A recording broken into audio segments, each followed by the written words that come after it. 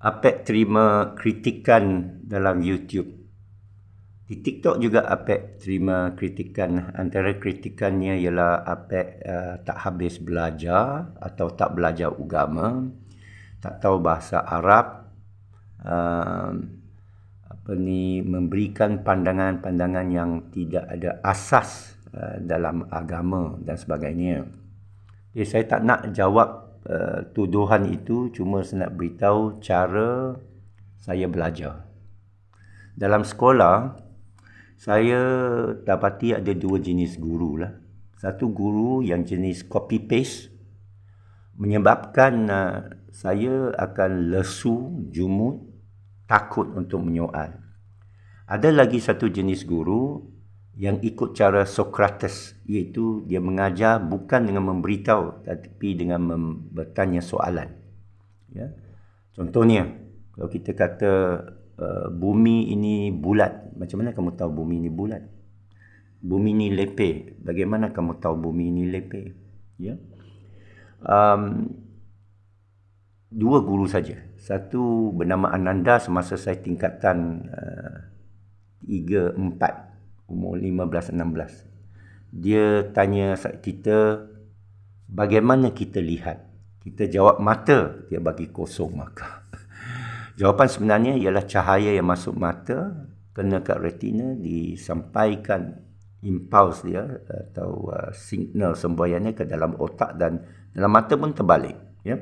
Jadi barulah dapat dekat 100 markah. Hanya satu soalan. Lepas tu, terma peperiksaan yang seterusnya, dia tanya pula satu soalan saja. Orang 40 soalan, dia satu soalan saja. Apa itu binatang? Kita jawab, boleh bergerak. Dia kata tanaman pun boleh bergerak. Bernafas, tanaman pun bernafas. Jadi akhirnya jawapan yang panjang ialah metabolisme dalam organisme itu. Jadi dia mengajar saya critical thinking. Guru yang kedua, seorang mengajar computer science semasa saya umur 18. Dia kata bagaimana data disimpan dalam komputer.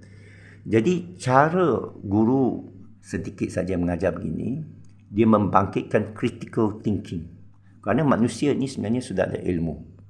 Sudah tahu dan Allah lah gurunya. Alaman insan nabil qalam, alaman insan nama lam ya'lam. Dan Ar-Rahman alam Al-Quran. Dan hanya Allah yang tahu. Ini a'lamu ma la ta'lamun.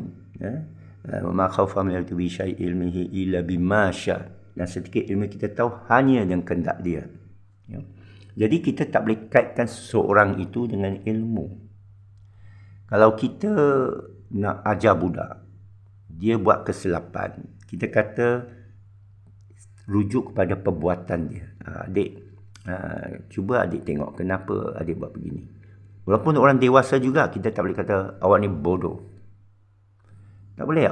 Kita boleh kata awak punya sastra terlalu banyak. Jangan kata engkau, jangan kaitan personality dengan perbuatan. Be objektif. Ya. Barulah ada perbincangan yang sihat. Jadi hasilnya kita tengok ramai orang takut bersuara. Aku tak tahu agama. Aku tak tahu baca. Ni aku tak tahu bahasa Arab. Jadi lama-lama dia makin jumut, makin tertutup. Dan kita kalau baca, bukan saya nak kata meluas, ini cara relatif lagi. Saya tak sebut nama siapa. Tapi kalau kita lihat banyak cendekiawan, banyak bahan sumbangan kepada kegemilangan Islam datang dari ahli sains, ulama yang ahli sains. Kalau kita nak tengok pada apa jenis ulama ahli sains, kita boleh tengok hari ini. Kita ada jurutera. Saya pernah jumpa jurutera yang pergi sekolah mahat, yang pernah pergi sekolah rendah agama. Ya? Kita juga ada jumpa orang yang masuk Islam, yang daripada orang putih. Akhir menjadi penafsir, orientalis, penulisan buku yang memberi banyak sumbangan ilmu. Contohnya Martin Links, Fridtjof Swan dan Muhammad Asad, memberikan satu tafsir yang masyhur tentang Al-Quran. Sekarang kita ada satu gambaran tradisi, ya, seolah satu gambaran tradisi daripada saya tengok cara kritikan itu, bahawa mesti ulama pondok aja, mesti orang berserban, berjubah, bertasbih, dia tu alim ulama. Dia mesti datang untuk membaca tahlil misalnya. Ini satu gambaran, tak semestinya oleh yang mengkritik, tapi masyarakat umum. Ya, sama macam masyarakat Kristian, ya, pergi gereja hanya untuk baptize budak dan mengawinkan orang dan semasa meninggal. Ya.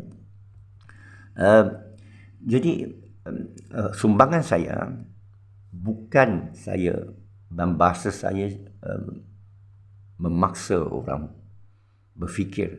Saya cuba kataliskan, memakinkan, mencetuskan, kerana saya dapati masyarakat kita lesu, senyap, pasif, tidak dapat berfikir, keadaan berpecah belah, mempercayai banyak khurafat, bahawa sihir ada power, bahawa jin ada kuasa, bahawa kalau kamu nak berniaga lebih, takut orang santau, bahawa kalau makanan tak sedap, orang santau, bahawa nak belajar lebih tak akan pergi syurga, ya, berfikir akan sesat.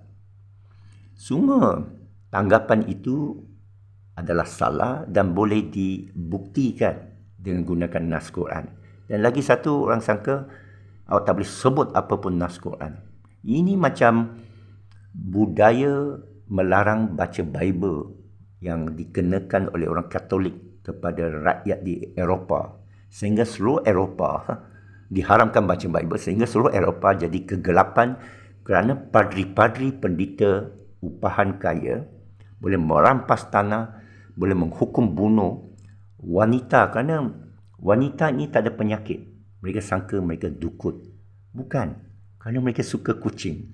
Kucing tu makan tikus. Tikus bawa penyakit. Kalau kita tengok lukisan lama-lama, selalu ada tikus. Mereka tak tahu tikus bawa penyakit. Wabak di Eropah disebabkan itu. Jadi pendeta ini menguasai. Jadi istilah yang digunakan dalam kritikan tu kita nampak, dia meletakkan tinggi pada ahli tafsir, ulama. Kita kena definisikan apa tu ulama. Saya dah menyatakan Syekh Sufi. Saya ada guru sufi saya, seorang cendekiawan yang masyhur, Syekh Abdul Qadir Sufi, Ian Dallas dari Scotland dia. Ya. Dia dah meninggal beberapa tahun lepas. Semoga Allah cucui nur atas rohnya. Menulis banyak buku dan saya pernah berjumpa beliau. Duduk kat lutut, belajar sedikit. Dia mengajar bahawa umat sudah menyembah Islam, tidak lagi menyembah Allah. Dia seorang guru sufi. Dia membangkitkan keinginan saya kepada, kita kata, Allah. Iaitulah tujuan musabab ad-dinul Islam, ialah Allah. Bukan menyembah selain Allah. Bukan ritualistik semata-mata. Dan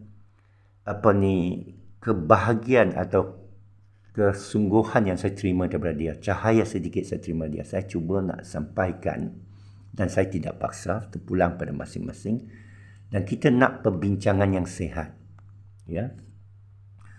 Saya terdedah dalam banyak tahun di bawah perguruan jemaah.